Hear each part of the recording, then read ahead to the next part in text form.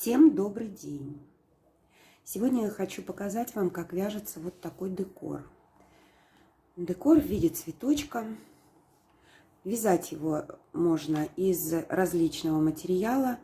В моем случае я попробовала из тоненькой шерсти, из хлопковой ниточки тоненькой. Это какая-то синтетика, точно не могу сказать, что. Ну и непосредственно из джута. От толщины нити, соответственно, зависит размер крючка и объем и форма. Здесь довольно-таки незатейливый тип вязания, состоит в моем случае, состоит из столбиков без накида и столбиков с одним накидом. Если, допустим, менять размер столбика, то, соответственно, и размер изделия тоже будет изменен. Ну, например, вот этот вот цветочек, он связан из 2-миллиметрового джута, крючком 3. Размер его в диаметре составляет почти 11 сантиметров. Если же мы... Вот я взяла вот этот цветок. Тоже 2-миллиметровый джут. Но он связан полустолбиками. Его размер в среднем 9 сантиметров. То есть варьировать размер можно самостоятельно, используя разные виды столбиков. Вязать его достаточно легко и просто. Делаем набор столбиков с одним накидом в кольцо амигуруми. Наматываем на пальчики ниточку, заводим крестообразно. Крючок заводим за одну нить, которая ближе к нам, которая идет под нижним слоем образовавшегося крестика. Захватываем ниточку и вытягиваем ее. Вот у нас получилось колечко. В это колечко мы будем вязать столбики с одним накидом. Но для начала сделаем петли, воздушные петли подъема. Их у нас будет 3.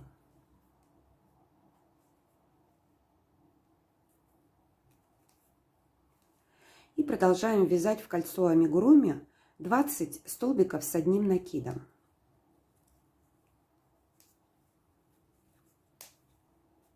Столбик с одним накидом вяжется таким образом.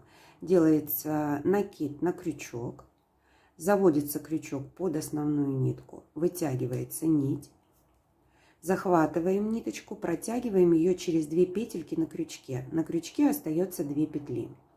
Снова захватываем ниточку, снова протягиваем через 2 петельки, и у нас на крючке остается 1. Образуется столбик с одним накидом. Почему я вяжу именно 20 столбиков? Тут в этом случае у меня уже навязано достаточно таких цветочков, чтобы я поняла, сколько нужно набирать. Но я вам хочу сказать, что тут тоже дело вашей фантазии и вашего желания. То, насколько вы хотите, чтобы ваш цветок был упругим и объемным. То есть можно набирать, в принципе, любое количество, ну, от 15, я так думаю, до даже 25 и 30.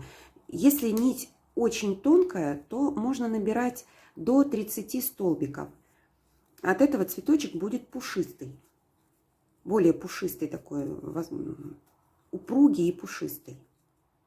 Еще на что хочу обратить внимание, что когда вяжем вот этот вот декор, этот цветочек, не обязательно здесь придерживаться того правила, которое мы используем при вязании. Я использую при вязании тапочек такой интересный момент — отсутствие дырочек. То есть тут в данном исполнении желательно, чтобы вот эти вот перемычки, они не были сильно затянуты. Потому что в дальнейшем, когда мы будем вязать следующие ряды, вот в эти перемычки нам нужно будет ввязывать от 3 до 5 столбиков с накидом или полустолбиков.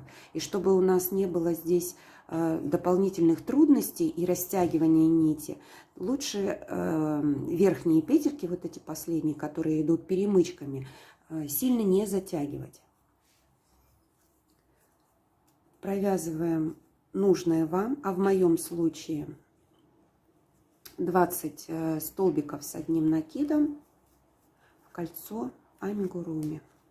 Сейчас посчитаем, сколько здесь у нас.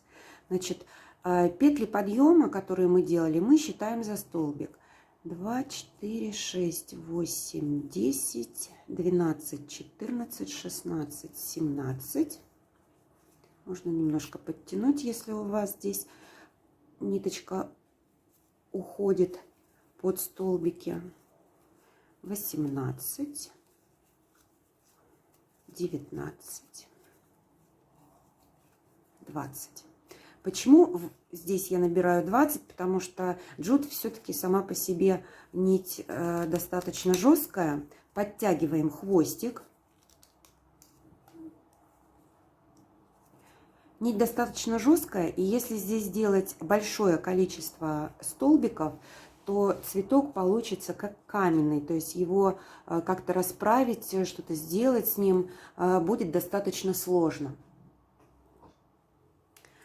Вот 20 столбиков с накидом, 19 столбиков с накидом и 20 петли подъема сделали.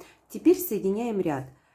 В четвертую вот у нас 3 петельки подъема, и в четвертую в соединительную делаем соединительный столбик. Провязываем 3 петли подъема. Такой у нас получился кружочек.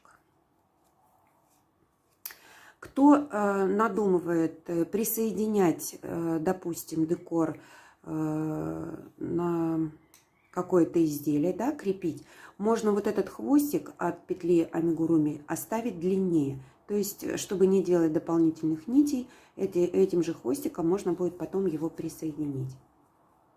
Сделали 3 петли подъема. И сюда же, в эту же перемычку, провязываем еще 2 столбика с одним накидом.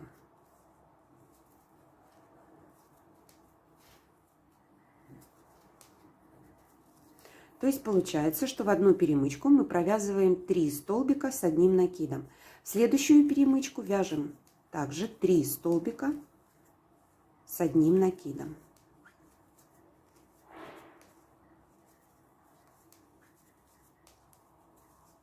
В следующую перемычку опять 3 столбика с одним накидом. И таким образом продолжаем по всей окружности, во все перемычки. Приближаемся к окончанию ряда.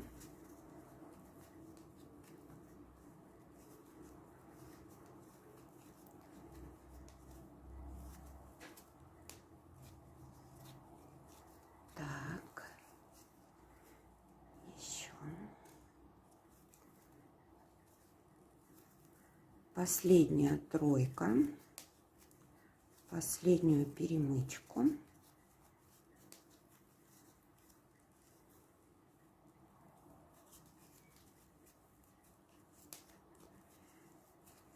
И делаем соединительный столбик в начало ряда.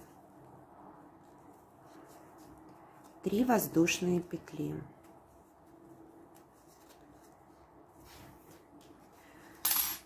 Вот что у нас получилось. Образование таких вот рюшечек, скажем так, да, такой вот неровный, распушенный круг. И следующий, 3-й ряд мы будем вязать, я вяжу также столбиками с одним накидом, Но теперь по 5 столбиков в каждую перемычку. То есть петли подъема мы считаем как за первый столбик. Перемычка, в которой у нас была сделана соединительная петля, вот она. И сюда же мы довязываем 4 столбика с одним накидом.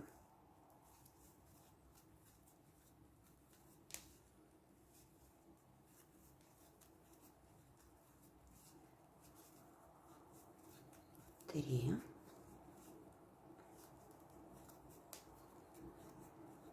4. В итоге у нас получилось 5. И продолжаем третий ряд вязать таким же образом по 5 столбиков с одним накидом в каждую перемычку. Вот тут вот я вам говорила, что хорошо было бы, если бы верхние перемычки оставались более свободными. Вот как раз настал такой момент, что это достаточно важно для того, чтобы вместить в одну перемычку 5 столбиков одномоментно. И дальше, когда мы будем вязать вот эти вот рюшечки волнообразные, они уже будут нам давать вот такой вот распушенный эффект. Продолжаем ряд.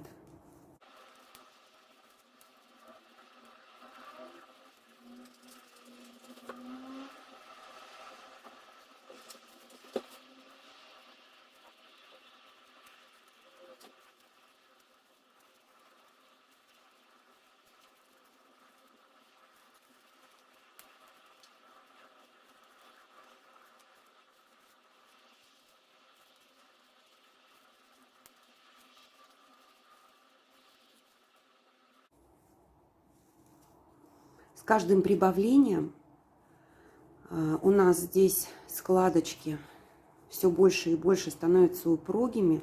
И тут, чтобы не пропустить перемычки, можно немножечко подтягивать, чтобы как бы раскрыть рисунок. Но это во всяком случае я делаю так тогда, когда вяжу джутом. Он упругий, жесткий, и вязание им несколько напрягает. У меня на вязание такого цветочка, именно джута, такого размера, уходит 1,5 часа. Не знаю, сколько уйдет у вас, если вы будете вязать джутом. Было бы интересно знать. Напишите в комментариях.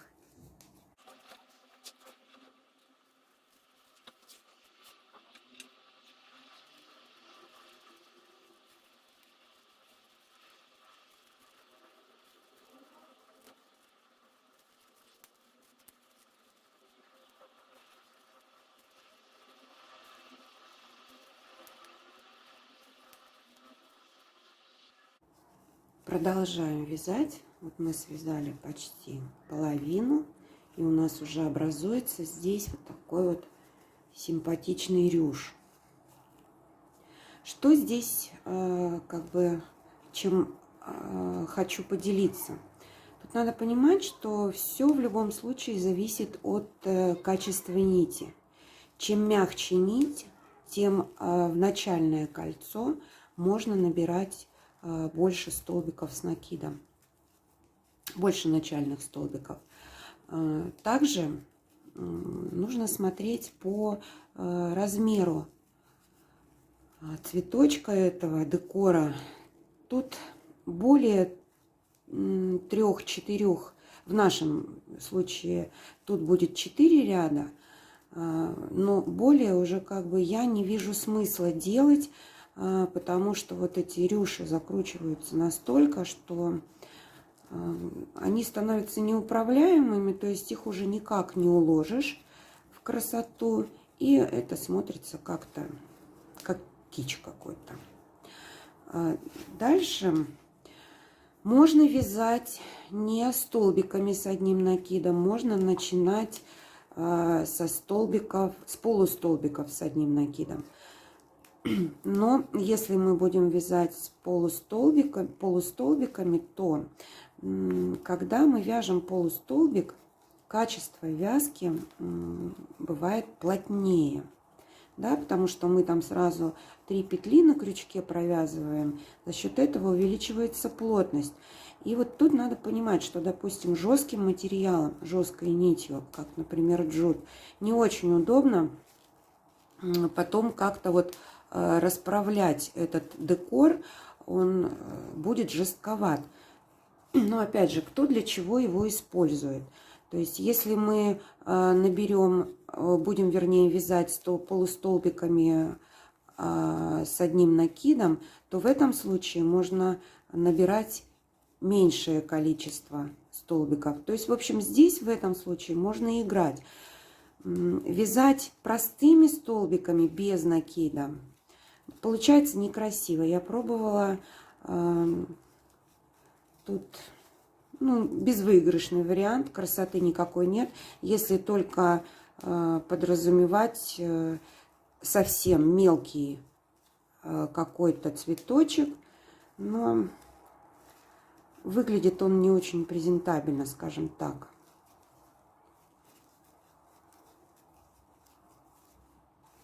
Опять же, уменьшать количество столбиков в каждую перемычку. То есть, что я имею в виду, если, допустим, в первом ряду мы вязали, у нас, первый ряд у нас основной, во втором ряду 3, в третьем 5. Вот если, допустим, в третьем сделать 4, по 4 столбика, уже вот эти вот воланчики, они не так закручиваются и не имеют вот такой вот игры изгибов. То есть видны внутренности, как бы он более свободный получается, да, и когда вот нет вот этих вот зигзагов, извилин, и видны вот как бы проплешки рисунка, это тоже выглядит не очень красиво.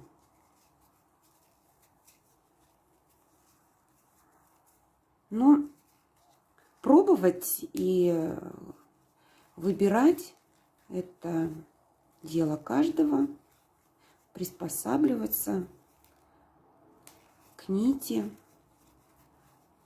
То есть, в общем, здесь есть полет фантазий. Было бы время, что называется. А мы продолжаем вязать. И с каждой перемычкой, приближающейся к концу, становится вязать все так вот как-то сложнее и сложнее.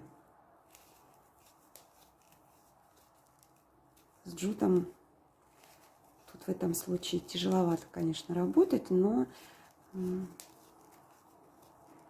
красота требует жертв и времени.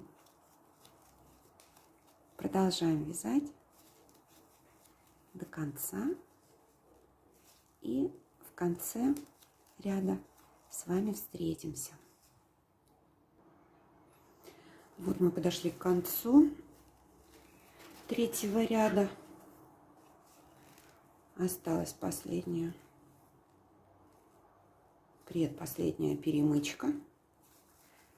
Так, предпоследняя. Сюда провязываем 5 столбиков с одним накидом.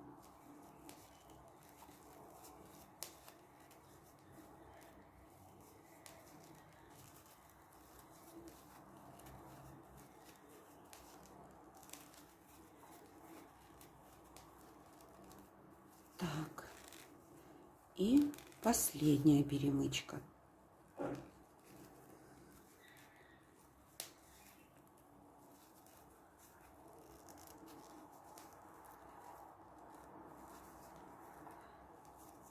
С каждой перемычкой все сложнее и сложнее подбираться.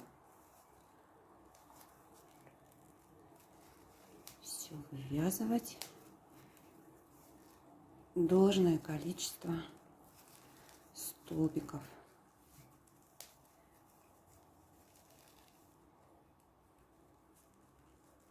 Но эти рюшки, они того стоят. Так, последний столбик и делаем соединительную петлю, воздушную петлю одну.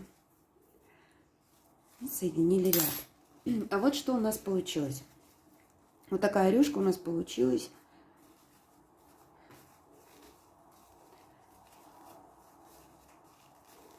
Если мы ее соберем, скомпонуем. Вот здесь порасправим, чтобы у нас было все ровненько, все разлеглось на лицевой части. Вот такой у нас получился пока цветочек. Почему пока? Потому что у нас будет еще один ряд. Еще один ряд, на мой взгляд, он самый нудный, ну, для меня, во всяком случае, потому что здесь слишком достаточно много петель. А вязать мы будем обычными столбиками без накида. Сделали петлю подъема, здесь у нас одна воздушная петля, еще одну петлю подъема. И в эту же перемычку, где у нас была соединительная петля, провязываем столбик без накида. То есть как бы у нас в этой перемычке уже есть 2 столбика без накида. В следующую перемычку мы вяжем 1 столбик без накида. И повторяем до конца ряда. 2 столбика без накида в одну перемычку. 1 столбик без накида в одну перемычку. И так до конца ряда. Вот для меня это самый нудный ряд. Это когда очень долго и очень нудно. То есть ничего интересного. Можно, конечно, обойтись и без него. То есть надо смотреть по законченности. Ну вот то, что я вам говорила, что когда мы как-то чего-то поменьше делаем, там столбиков, или в данном случае не довязываем еще один ряд, у нас получается вот, мне, допустим, вот не очень нравится вот такой вид. Не знаю, как вам. Ну, в общем, в любом случае на любителя, да. Вы можете оставить так, но с дополнительным рядом, еще одним, как бы окантовочный он идет ряд, он дает более красивый такой вот, мне кажется, более законченный вид изделия. Вот здесь у меня везде есть последний ряд из столбиков без накида. Смотрятся они гораздо лучше. Продолжаем этот нудный последний ряд из столбиков без накида и встречаемся с вами в конце.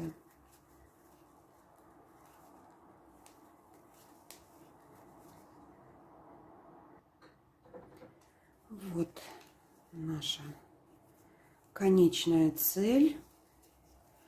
1 столбик, 2 столбика и 1 последний столбик. Отрезаем ниточку, вытаскиваем ее, делаем красивый закреп.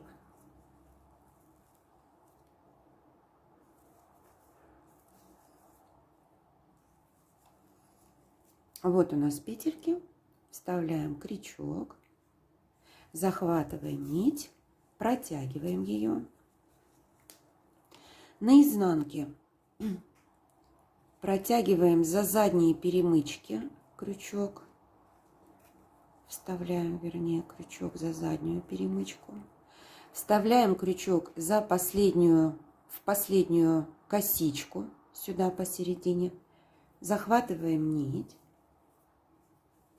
крючком и протягиваем через эти 2 перемычки на изнанку. Вот у нас получилась такая красота. И ниточку прячем в полотно.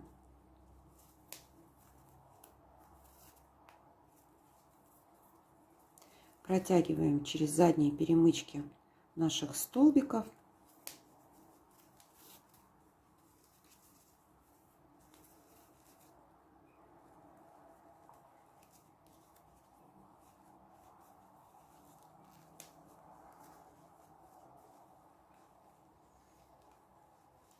И закрепляем в конце. Можно довести хвостик до середины, использовать его для крепления. Ну вот. Вот у нас получился цветочек. Можно его использовать как и лицевой стороной вовнутрь. Тут от этого, собственно говоря, он не изменяет своей структуры, не изменяет своего вида. При прикреплении к изделию можно, вот очень интересный, наверное, будет вариант, большую круглую пуговицу, в смысле бусину такую вот сделать, как центровую. Будет очень красиво, интересно смотреться. Вот мы с вами связали такую красоту.